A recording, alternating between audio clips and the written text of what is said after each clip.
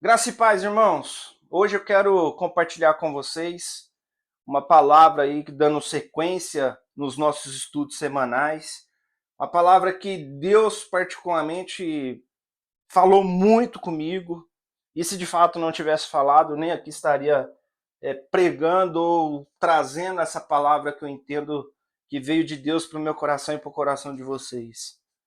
E eu quero começar hoje de um jeito muito simples, porque tem algo que a gente aprende a fazer muito bem com o tempo. E o que a gente aprende a fazer muito bem com o tempo é continuar, é seguir, é olhar para frente e simplesmente continuar, independente do momento, independente das circunstâncias, a gente aprendeu, nós aprendemos a continuar. E continuar mesmo quando a gente já não tem tanta clareza do porquê. Continuar mesmo quando o coração já não está inteiro no processo, já não participa mais por completo dos processos a qual Deus tem colocado em nossas mãos. A gente continua vindo, continua servindo, continua participando e quase sem perceber, a gente vai vivendo mais no automático do que sobre uma consciência daquilo que Deus colocou nas nossas mãos. A gente vive mais no automático do que na consciência. E o mais perigoso disso tudo é que por fora, para quem assiste ou para nós mesmos, parece maturidade ou responsabilidade, mas não é. Porque por dentro, às vezes pode estar parecendo apenas sobrevivência. Por dentro pode ser apenas sobrevivência. E é exatamente nesse território que o livro de Malaquias nos encontra. Malaquias não foi escrito para um povo rebelde. Não é uma carta para um povo que abandonou a Deus. É uma palavra dirigida a pessoas religiosas ativas, presentes, comprometidas, envolvidas no processo, porque ali o templo estava funcionando, o culto estava acontecendo, as estruturas religiosas tinham sido organizadas depois do exílio, mas algo estava fora do lugar, não nas mãos, não sobre aquilo que eles poderiam palpar, mas no coração. E Deus começa o livro dizendo algo que, se a gente escutar com atenção, deveria de fato nos desarmar logo no início. Logo no início. Porque ele não começa cobrando, não começa confrontando, não começa apontando erros, ele começa afirmando. Então presta atenção. Ele começa afirmando, abra lá sua Bíblia em Malaquias, deixa sua Bíblia aberta, Malaquias capítulo 1. E lá ele começa dizendo: eu os tenho amado, diz o Senhor. Diz o Senhor. Aí a resposta do povo perante essa afirmação é completamente desconcertante. E por que que é desconcertante? Presta atenção no que esse povo responde ali no verso 2 ainda. De que maneira nos amaste? Eles fazem uma outra pergunta ali para Deus, ali, fazem uma pergunta: de que maneira nos amaste? Deus afirma que ama, e eles perguntam: de que maneira amou? Eles não estão negando o amor de Deus. Presta atenção, irmãos. Eles só já não conseguem mais perceber esse amor. Ou, de fato, olhar para esse amor e se sentir envolvido por ele.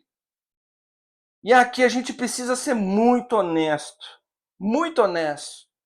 Porque existem momentos em que a gente não deixa de crer, mas também não consegue mais sentir. A fé continua sendo verdadeira, a teologia continua sendo correta, a graça continua sendo graça, só já não atravessa a gente do mesmo jeito. A gente já não consegue sentir da mesma forma ou entender da mesma forma. E não por rebeldia, viu, irmãos, mas por cansaço. Mas por cansaço. Um cansaço que vai fechando o coração devagar, quase sem fazer barulho. E aquilo que sempre foi próximo, aquilo que sempre esteve perto, parece-lhe começa a parecer distante, longe. Não porque Deus se afastou, irmãos, mas porque algo dentro da gente mesmo se retraiu. E é desse lugar que o restante do livro de Malaquias fala. E então, irmãos, Deus vem e toca num ponto mais sensível ainda, quando vem e diz para o povo ali no capítulo 1, verso 6, o filho honra o pai e o servo ao seu senhor. Se sou pai, onde está a honra que me é devida? Presta atenção, irmãos, presta atenção. O filho honra o pai e o servo ao seu senhor. Se sou pai, onde está a honra que me é devida? Sabe o que é o mais revelador? Porque isso não é uma acusação. O mais revelador é que isso não é uma acusação. É a reação do povo quando eles vêm e perguntam: em que fizemos isso? Em que fizemos isso? Ou seja, não houve um rompimento consciente daquele povo. Não houve um momento em que eles disseram: agora não queremos mais ao Senhor, agora não queremos mais Deus, agora não queremos mais saber de nada. Não houve esse momento. Não houve um momento consciente de um rompimento. Foi o quê? Foi um deslocamento lento, quase imperceptível, um distanciamento lento, quase imperceptível, porque eles continuaram oferecendo sacrifícios.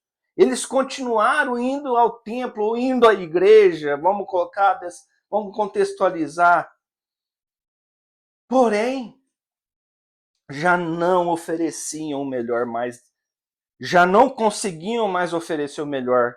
Não necessariamente o pior, mas ofereciam apenas aquilo que sobrava. Apenas aquilo que sobrava. O que não exigia tanta presença. O que não custava tanto assim. E apesar de muitas vezes, para muitos parecer custar muito. A pessoa, ela tá dando o que está sobrando, o pouco tempo dela em prol daquilo que o Senhor tem entregado nas mãos dela, e ela tá achando ainda que está entregando muito, e de fato não está. Aí o Senhor vem ali no verso 8 do capítulo 1 de Malaquias e diz, né? Quando vocês trazem animais cegos para o sacrifício, isso não é errado? Então o povo ali, Deus está falando, vocês estão trazendo animal cego para o sacrifício, não é um animal perfeito. Só que de fato, nós olhamos e parece que o problema é o animal. E não é o animal. O problema nunca foi o animal, mas era o que ele revelava. E o que ele revelava? Uma fé que continuava funcionando, mas sem entrega completa. Uma espiritualidade correta, mas sem temor. Uma relação com Deus que ainda existia, mas já não pulsava. Mas já não pulsava. Né? Ali no verso 13 do capítulo 1, eles dizem ali, que canseira! Vocês dizem, que canseira! Isso aqui, irmãos, não é uma rebeldia aberta. Não é um povo rebelde escancarando uma rebeldia aberta, levantando bandeiras contra o Senhor. Não é isso. É um cansaço espiritual. É quando Deus deixa de ser resposta e vira apenas obrigação. É quando a fé deixa de ser encontro e vira agenda. Isso é muito perigoso. E talvez esse seja um dos maiores perigos da vida cristã. Não abandonar a Deus, mas aprender a lidar com ele sem envolvimento nenhum. Vocês estão entendendo, irmãos? A fé permanece, mas o propósito se dilui. Parece que some do nosso entendimento e olhar. Parece que some da forma do qual deveríamos de fato enxergar. A gente está aqui, permanecemos, temos fé, mas parece que assim, tá tudo no automático. Tá tudo no automático. E o propósito não se perde de uma vez. Ele vai se perdendo quando, de fato, o centro, o centro muda.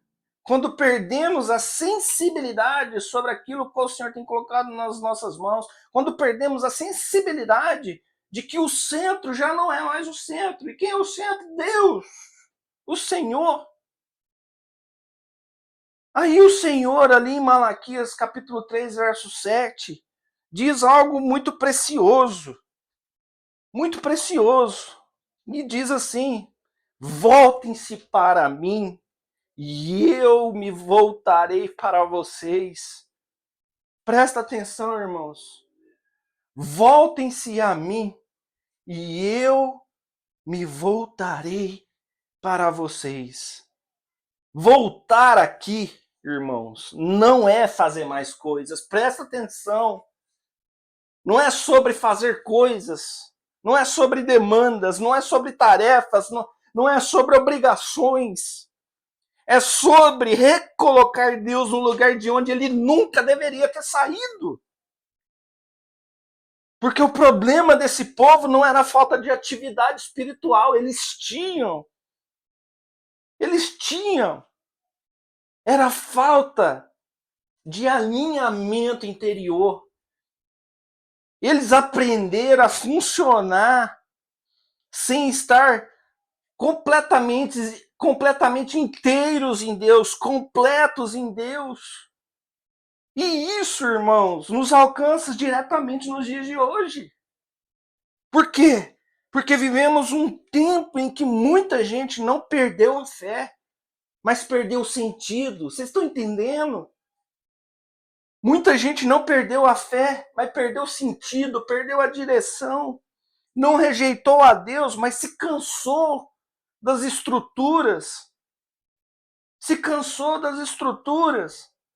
Não abandonou o culto, mas já não sente realmente presente nele. Para alguns, de fato, nem o culto mais faz sentido. É ou não é a nossa realidade, irmãos? E é nesse cenário que nasce uma tentação muito sutil. Muito sutil. E é justamente por isso que eu afirmo que perigosa. Perigosa. Que é o quê? É a tentação de transferir a responsabilidade do propósito para as demandas externas. Presta atenção. Presta atenção, de verdade, irmãos. Deixa o Espírito Santo falar com você. É a tentação de transferir a responsabilidade do propósito para as demandas externas. Que funciona mais ou menos assim. Quando o coração perde o centro, a gente começa a fazer o quê? A organizar a fé em torno do que é urgente e não do que é essencial. A vida começa a gritar mais alto do que o próprio chamado. As necessidades passam a direcionar e definir aquilo que a gente tem como prioridade, começa a definir as nossas direções. E sem perceber, por muitas vezes, a gente vai dizendo para nós mesmos que está apenas sendo responsável. Ah, mas eu estou sendo responsável, eu estou fazendo, eu estou realizando, quando na verdade Sabe o que você está fazendo? Está deixando que as circunstâncias ditem o sentido da sua caminhada. O problema não é que as demandas existam. Elas sempre existirão. Sempre existiram. E sempre vão existir. O problema, irmãos, é que quando elas passam a ocupar o lugar, o problema é que quando elas passam a ocupar o lugar que só o propósito deveria ocupar. E é isso que onde mais me preocupa, porque o propósito não nasce da pressão do momento. O propósito nasce daquilo que Deus revelou sobre quem somos e para onde estamos indo. Então presta atenção, irmãos. Presta atenção.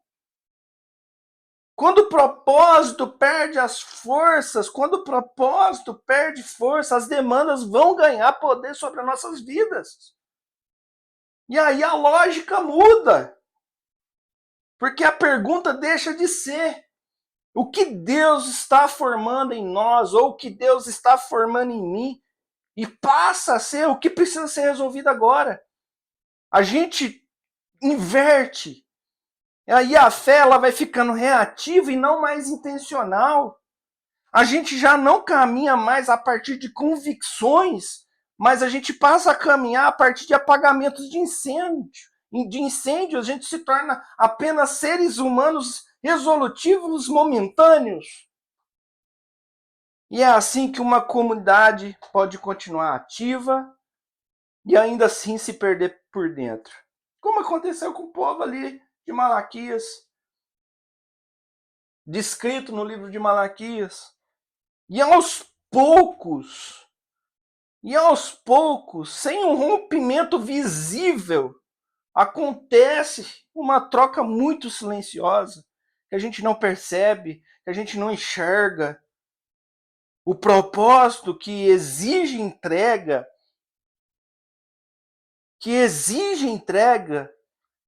escuta e perseverança, é substituído pelas demandas, que apenas exigem respostas rápidas. E isso, irmãos, alivia a tensão espiritual por um tempo, momentâneo. Mas pode ter certeza que ali na frente isso vai ter um preço muito alto. Isso vai cobrar um preço muito alto, porque depois, logo ali na frente, isso vai culminar na perda de profundidade, de sentido, de centralidade. E ali no contexto de Malaquias, o povo não deixou de servir a Deus, irmãos. Por quê? Eles não deixaram de viver para Deus. O culto continuava, as práticas continuavam, mas o eixo havia mudado. Eles passaram a fazer o mínimo necessário para manter Deus por perto, em vez de reorganizar a vida inteira ao redor dele. E isso conversa profundamente com a gente hoje, irmãos. Porque é muito mais fácil dizer que estamos cansados por causa das demandas, do que de fato admitir que estamos distante do propósito. Às vezes é mais fácil dizer que estamos cansados, porque de fato, irmãos, as demandas elas existem. E eu falo muito sobre isso. Demandas sempre vão existir. Se eu viver por demandas, focado em demandas, eu não faço mais nada da vida. Eu esqueço o propósito, de fato, daquilo que é importante e vivo segundo as demandas. Demandas eu vou ter em qualquer lugar do mundo. Do mundo. Do mundo, irmãos. Por isso, o chamado de Deus não é para fazermos mais. Não é, irmãos, nem para fazermos melhor. Esse discurso, muitas vezes, só serve para nos manter ocupados, sem nunca nos transformar. O chamado de Deus é muito mais profundo. O chamado de Deus é mais profundo e é para voltarmos ao lugar de onde nunca deveríamos ter saído. E deixa eu ser bem claro aqui, irmãos, bem claro. Não é um chamado para voltar ao formato. Não é um chamado para voltar ao formato. Não é um chamado para salvar um sistema. Não é um chamado para proteger uma instituição ou a instituição. Porque nenhuma dessas coisas é o centro. A instituição não é o centro, o sistema não é o centro, o formato não é o centro é Deus. Amém? E quando Deus deixa de ser o centro, a gente tenta compensar com métodos, com agendas, com estruturas, com desempenho, mas Deus nunca pediu eficiência espiritual. Ele sempre pediu centralidade. Quando o propósito deixa de governar, as prioridades se tornam soberanas sobre a nossa vida. Isso é fato, irmãos, é fato. Olha ao nosso redor, olha para as igrejas ao nosso redor. Tem vivido mais por demandas do que por propósito. E aí a igreja continua funcionando, mas já não está mais sendo formada. Continua produzindo, mas já não está sendo mais transformada. Já não está. Já não está. E isso é exatamente o que Malaquias está denunciando. Um povo que mantém o culto, mas perdeu o eixo. Um povo que preservava a estrutura, mas deslocou completamente o coração. Deus não está chamando a gente para segurar o que existe.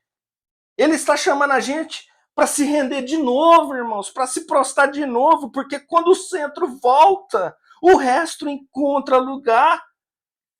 O resto encontra lugar. Mas enquanto o centro estiver errado, nenhum ajuste externo vai resolver o que está sendo quebrado por dentro.